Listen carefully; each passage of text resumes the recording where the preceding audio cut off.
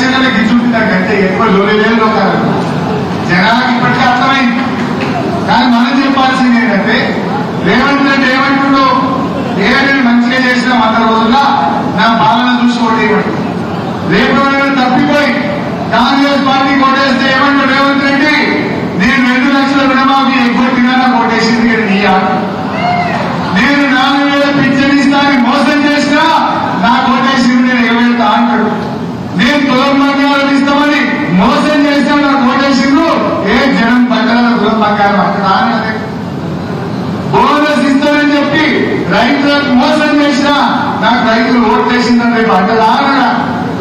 మరి ఇన్ని మోసాలు చేసిన కాంగ్రెస్ కు మనం ఓటుతో బుద్ధి చెప్పాలా వద్దా? దయచేసి కార్యకర్తలు ఈ విషయాన్ని ఊరు కూడా చర్చ పెట్టారు. ఇది కాంగ్రెస్ ఉంటాక ఇక బీజేపీ వాళ్ళు ఏం చేసిందే, ఏమన్నా చేసిందా?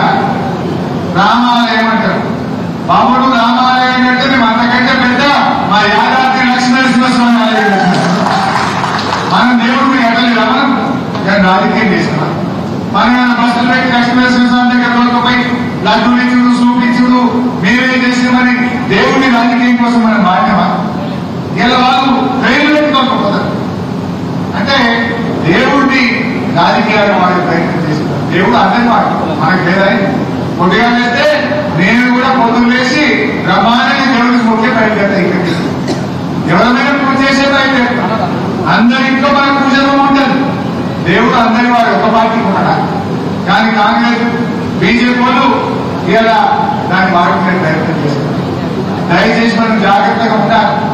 ఇదే బీజేపీ రైతుల హక్కులను కాలరాస్తాం, రైతుల జీవితాలు ఆగం చేసి బీజేపీ వచ్చినాక రూపాయి విలువ పడిపోయింది. పెట్రోల్ డీజిల్ ధరలు విపరీతంగా పెంచింది ఇదే బీజేపీ పార్టీ. నువ్వు ఢిల్లీకి పోతే బిడ్డలాగా రైతుల్ని దెబ్బలు కొట్టి వాటర్ క్యాన్లతో కొట్టింది ఇదే బీజేపీ పార్టీ. ఎవరు బాగుపడ్డారే బీజేపీ హయాంలో? ఒక అంబానీ ఒక అదానీ తప్ప ఏమైనా రైతులు బాగుపడ్డారా? కార్మికులకు మేలు చేసిందా? దళితులకు మేలు చేసిందా? బీసీలకు మేలు చేసిందా? ఎవరి కోసం బాగు చేసినాం? ఏం చూసి బీజేపీ కొట్టేయాలి? మీ జూటా మాటల బీజేపీ నమ్మితే మనం ఆగమవుతాం. రఘునందన్ రావు ఇలా దుబ్బాకల్ని అక్కడ ప్రజలు 50,000 ఓట్లతో చిత్తుగా ఎమ్మెల్యే గారిని ఓడగొట్టి నిజంగా పనిమంతుల్లో గుణవంతులైతే దుబ్బాకలు గెలిపేపోతురా? నువ్వు ఆడదేవిని ఓడగొట్టి టికెట్ చేయాలని పోతుంది. వెంకటరామరెడ్డి గారు చాలా మంచివాడు. అందువల్ల మీరు ఉద్యోగస్తులు కానీ విద్యార్థులు కానీ యువకులు కానీ అందరికీ కూడా మనం చెప్పాలి, ఒక ప్రశ్నించే గొంతుగా ఉండాలి, పోరాడే గొంతుగా ఉండాలి. పోరాటం బీఆర్ఎస్ పార్టీకి వెన్నులో పుట్టింది, వెన్నుతో పెట్టు. అసలు పోరాటంలో పుట్టింది బీఆర్ఎస్ పార్టీ, ఉద్యమాల్లో పుట్టింది బీఆర్ఎస్ పార్టీ. పోరాటమే లేకపోతే తెలంగాణ ఉంటుందా? ఉద్యమమే లేకపోతే తెలంగాణలో ఉండుమా? ఇవాళ కూడా మనకు ఈ కాంగ్రెస్ హామీలు అమలు కావాలన్నా, ఢిల్లీలో బలం విప్పాలన్నా మనకు వెంకటరామరెడ్డి గారు లోక్సభలో అడుగు పెట్టాల్సిన అవసరం. చిన్న పాపనైనా పెద్ద గణంతో కొట్టాలి. బీజేపీ చిన్నది ఏం లేదని అనుకోరు. బీజేపీ అయినా కాంగ్రెస్ అయినా మనం గట్టిగా ప్రజలకు చెప్పాలి. ఎవరు ఇచ్చినారే బీజేపీ? 2,000 పింఛన్ కేసీఆర్ ఇస్తే ₹1 ఇచ్చిందా బీజేపీ? కళ్యాణ లక్ష్మి కేసీఆర్ ఇస్తే ₹1 ఇచ్చిందా బీజేపీ? మెదక్లో మెడికల్ కాలేజీ పెట్టినాం, ₹1 ఇచ్చిందా బీజేపీ? దేశంలో 157 మెడికల్ కాలేజీలు పెడితే తెలంగాణకు ఒక్క కాలేజీ ఇవ్వకుండా మోసం చేసింది బీజేపీ పార్టీ. మన వరంగల్ కోచ్ ఫ్యాక్టరీ పెట్టమని మనకు అన్యాయం చేసింది బీజేపీ పార్టీ. బయ్యారంలో ఉక్కు ఫ్యాక్టరీ పెట్టమని ఆగం చేసింది బీజేపీ పార్టీ. మన రాష్ట్రానికి ఒక జాతీయ ప్రాజెక్టు కావాలంటే ఇవ్వకుండా అన్యాయం చేసింది బీజేపీ పార్టీ. మోడీ గారు బీజేపీ ఎంతసేపు గుజరాత్ దిక్కే చూస్తారు, ఉత్తరప్రదేశ్ దిక్కే చూస్తారు, ఉత్తర భారతదేశం దిక్కే చూస్తారు తప్ప మన తెలంగాణను, మన దక్షిణ భారతదేశాన్ని వాళ్ళు చిన్న చూపు చూస్తారు. మన నిధులు కానీ మన హక్కులను కానీ ఎప్పుడు కూడా బీజేపీ తక్కువ చేసి చూపి. అటువంటి బీజేపీకి మనం కూడా ఓటుతోనే మాటలు చెప్పాలి. పోయినసారి కూడా 4 ఎంపీలు గెలిచింది బీజేపీ. ఏమైనా అయిందా? కిషన్ రెడ్డి కేంద్ర మంత్రి ఉన్నా, బండి సంజయ్ గెలిచినా, అరవింద్ గారు గెలిచినా, బాబురావు గారు గెలిచినా ఏమన్నా వచ్చిందా తెలంగాణ? అందువల్ల రేపు కూడా బీజేపీ గెలిచిన తెలంగాణకి మనకు ఒరిగేది వాళ్ళకి జాతీయ రాజకీయాలు, కేంద్రంలో అధికారం ముఖ్యం, వాళ్ళ ఉత్తర భారతదేశమే వాళ్ళకి ముఖ్యం. మరి అందువల్ల తెలంగాణకు మేలు జరగాలంటే, తెలంగాణ హక్కులు కాపాడాలంటే మనకు మన బీఆర్ఎస్ పార్టీ గెలవాలి. బీఆర్ఎస్ గెలిస్తేనే తెలంగాణ నిలుస్తుంది, తెలంగాణ హక్కులు కాపాడబడతాయి. అందుకు కూడా ఒక విద్యావంతుడు, చదువుకున్నవాడు, ఒక మేధావి, ఒక మాట్లాడగలిగే సత్తా ఉన్నటువంటి వెంకట్రామరెడ్డి గారిని మనం గెలిపించుకోవాలని చెప్పి దయచేసి కార్యకర్తల ఒక్క 50 రోజులు నిర్విరామంగా పనిచేయాలి. మా బట్టి జయపదన్న ఉన్నాడా?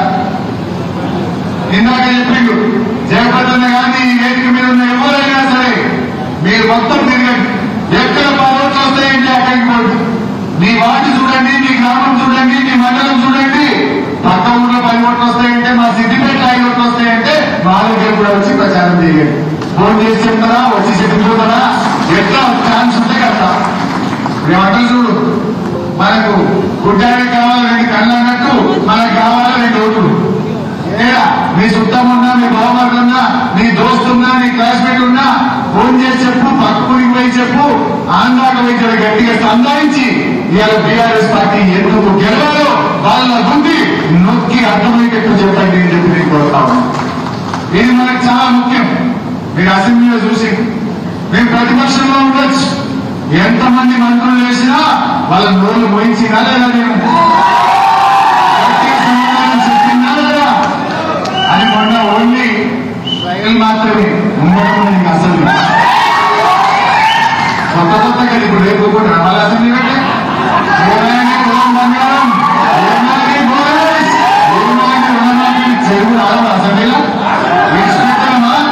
కాంగ్రెస్ వాళ్ళను చెరువులు ఆడి వాళ్ళను ప్రజలకు ఏం మాటించారో చేసేదాకా అసెంబ్లీని స్థాపింపజేస్తాం బిడ్డ అని చెప్పి గట్టిగా వాళ్ళని నిలదీసి అవుతామని చెప్పి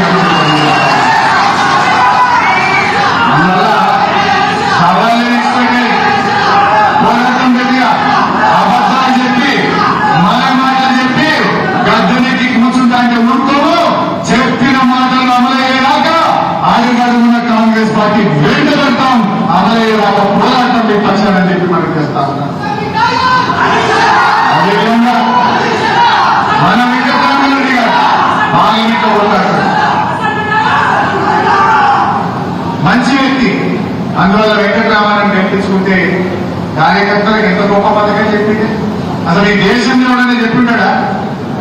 100 కోట్ల రూపాయలు నిధి ఏర్పాటు చేసి మా కార్యకర్తల పిల్లల చదువులకు నేను డబ్బులు ఇస్తా అని చెప్పినటువంటి గొప్ప మనసున్న మనిషి. మా కార్యకర్తల పిల్లలు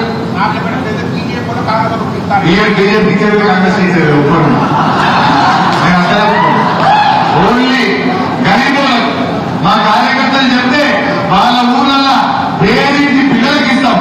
మా కార్యకర్తల పెళ్లి చేసుకుంటే కూడా మా కార్యకర్తల పిల్లలకు పెళ్లిళ్ళు ఫ్రీ రూపాయికి. మా కార్యకర్తలు చెప్తే మా కార్యకర్త చిట్టి రాసి పంపితే ఇది గరీబులు తండ్రిలేరు లేదా ఈయన అనాలి, ఈయన కూడాడా, ఈయనకు ఫ్రీగా మరి మా కార్యకర్త రాసి పంపితే ఫ్రీగా ఇస్తారు. అంతే తప్ప ఇంకెవరికి వచ్చేది. మా కార్యకర్త గౌరవం పెరిగా, మా కార్యకర్త ఏం మా ఎంపీ సాబ్ చేయించిండు నేను చేయించిన అని చెప్పి మా కార్యకర్త చేస్తా. అట్లాంటి మంచి మనిషి. అందులో వెంకటరామరెడ్డి గారు భగవంతుడు ఆయనకు అవకాశం ఇచ్చింది. అందుకే ఆయన ఏమన్నాడు, పీవీఆర్ ట్రస్ట్ పెడతా, ఆ ట్రస్ట్ పేరు మీద 100 కోట్లు బ్యాంకులో పెట్టి దాని మీద వచ్చిన నెత్తి కూడా దానికే వాడతా, సంవత్సరం మొత్తం అందరూ చూసుకునేటట్టు ఆన్లైన్ లో పెడతా, గుల్లా బాధాత చేసి చూపిస్తాను. ఇంకేం కావాలి? మరి ఎంపీగా సమర్థుడు, సేవ చేస్తా అంటుడు, సొంత డబ్బులతో చేస్తా అంటుండు. నేను ఈ మెదక్ జిల్లా అభివృద్ధి కోసం కొట్లాడతా, కార్యకర్తలకు రోజు 18 గంటలు పనిచేసి మీ కష్ట సుఖాల్లో పాలు పంచుకుంటాను. అభ్యర్థి దొరకడం నిజంగా మన అదృష్టం. నాకు మొన్న వాళ్ళు చెప్తుంది ఒక సర్వే అయినా, అరే ఏం మంచిగా చూసుకున్నాం సార్, వెంకటరామరెడ్డి గారి పేరు స్క్రోలింగ్ పడ్డదో లేదో మేము తెల్లారి సర్వే కూడా 4% పెరిగింది టీఆర్ఎస్ పార్టీ, 4% పెరిగింది మీకు రాబట్టున్నారు అంటే అంత మంచి క్యాండిడేట్ మనకు. సో ఇవాళ ప్రజలు కూడా ఏం కోరుకుంటారు, తమ కోసం సేవ చేసేవాడు, తమ కోసం మాట్లాడగలిగేవాడు మా ఎంపీగా ఉండాలని కోరుకుంటారు. ఎందుకంటే మంచి క్యాండిడేట్ దొరుకుతారా? అందులో మీరు కూడా గట్టిగా పనిచేయండి. ఒక్కొక్కరు ఒక వెంకటరామరెడ్డి లాగా ఎవరికి వాళ్ళు పద్మకలు కోల్పోయిన బాధను ఆ కసిని ఈ ఎంపీ ఎన్నికల్లో చూస్తారు, ఆ ఎమ్మెల్యే ఎన్నికల్లో పడ్డ బాధను ఎంపీ ఎన్నికల్లో గెలిపించి మనకి గల్లా ఎగేసే విధంగా కార్యకర్తలు ఎవరైనా చిన్న చిన్న భేదాభిప్రాయాలంటే పక్కకు పెట్టు. ఇప్పటికైనా మనం సోయికి రావాలి. ఈ అన్న ఆ అన్న ఆ అన్న ఈ అన్నకు ఒక మధ్య అన్ని పక్కకు పెడదాం, అందరం ఒకటైనా అందరం కలిసి పనిచేద్దాం. మనం ఎట్టి పరిస్థితుల్లో టీఆర్ఎస్ పార్టీ. ఇంకో విషయం, ఆ సోషల్ మీడియాలో ఫేక్ వార్తలు వస్తున్నాయి. బాధ ఏంటంటే రేవంత్ రెడ్డి ప్రతిపక్షంలో ఉన్నప్పుడు అన్నీ అబద్ధాలు, గవర్నమెంట్ లోకి వచ్చినాక నిజాయితీగా పరిపాలిస్తారేమో అనుకున్నా, కానీ ఇప్పుడు కూడా అబద్ధాలు నచ్చలేదు. అన్ని లీకులు, ఫేక్ న్యూస్లు, ఫాల్స్ వార్తలు, 20,000 కేసు, 20,000 కేసు, కబ్జా, ఇదట అన్ని పిచ్చి మాట. నువ్వు పరిపాలన చేయడం నాయన అంటే ఫేక్ వార్తలతో పాలన చేస్తున్నాడు. ప్రజల కోసం రైతులు పంటలేకపోతున్నాయి, రైతులు ఆత్మహత్య చేసుకుంటున్నారు. ఊళ్ళో కొన్నపై రైతులు ఓడాల్సమంటే ఒక్క రైతులన్నా ఏ మంత్రి అంటే ఒక ముఖ్యమంత్రి వచ్చి ధైర్యం చెప్పిందా? అరే పాపం ఆటోలు రోడ్డు మీద పడ్డారు, 30,000 మంది ఆటో కార్మికులు ఆత్మహత్య చేసుకున్నారు.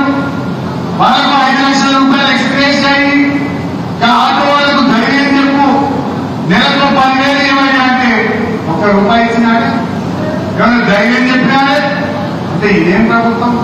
మానవత్వం లేదు, మనసు లేని ప్రభుత్వం ఇది. అంటే ప్రజలు చనిపోయినా, రైతులు ఆత్మహత్య చేసుకున్నా కనికరం లేని నాయకుడు మొక్కటి మన రాష్ట్రానికి. ఆనాడు కేసీఆర్ పేదల కోసం ఎన్నో చేసినాయి కదా, కానీ ఏమైందంటే ఏదో పెంచుతాకుండా నమ్మితే ఇంకా ముస్తలు అనుకోని ఎవరు జనం పెంచుతారేమో అనుకున్నారు. కానీ ఇప్పుడే విఘ్నులైనటువంటి తెలంగాణ ప్రజలు ఈ కాంగ్రెస్ మోసాన్ని అర్థం చేసుకున్నారు. కాంగ్రెస్ కుట్రలను, కాంగ్రెస్ జూటా మాటలను ఇలా ప్రజలు అర్థం చేసుకుని ఆలోచనలో పడ్డారు. ఆ ప్రజలను మనం మంచిగా గట్టిగా చెప్పాలి, ఒక తాటి బీజేపీ అయితే ఈ రాష్ట్రంలో గెలిచేది లేదు, మన మెదక్లో గెలిచేది లేదు. ఎక్కడైనా డిపాజిట్ వచ్చినారా? 7 సీట్లలో 4-5 సీట్ల డిపాజిట్ పోయింది మన మెదక్ పార్లమెంట్. డిపాజిట్ బీజేపీకి దయచేసి ఓటు వేయరు. వాళ్ళు అందుబాటులో ఉన్నారు, వాళ్ళు చేసింది లేదు, చేయగలిగేది లేదు. అందువల్ల ఎక్కడ చూసినా ఒక ప్రశ్న పనిచేసింది. ఆయన పంతనం ఏంటో నేను దగ్గరగా చూసిన, రోజుకు 18 గంటలు పనిచేస్తాడు, ఎంత కష్టమైనా చేస్తాడు, ప్రతి ఫోన్ ఎత్తుతాడు, ప్రతి మెసేజ్ కు ఆన్సర్ ఇస్తాడు. రాత్రి పనులు పనిచేసే మనస్తత్వం ఉన్నటువంటి మంచి అధికారి, మంచి నాయకుడు మన అభ్యర్థి వెంకటరామరెడ్డి గారు. అంతేకాదు మంచి మనసున్న మనిషి.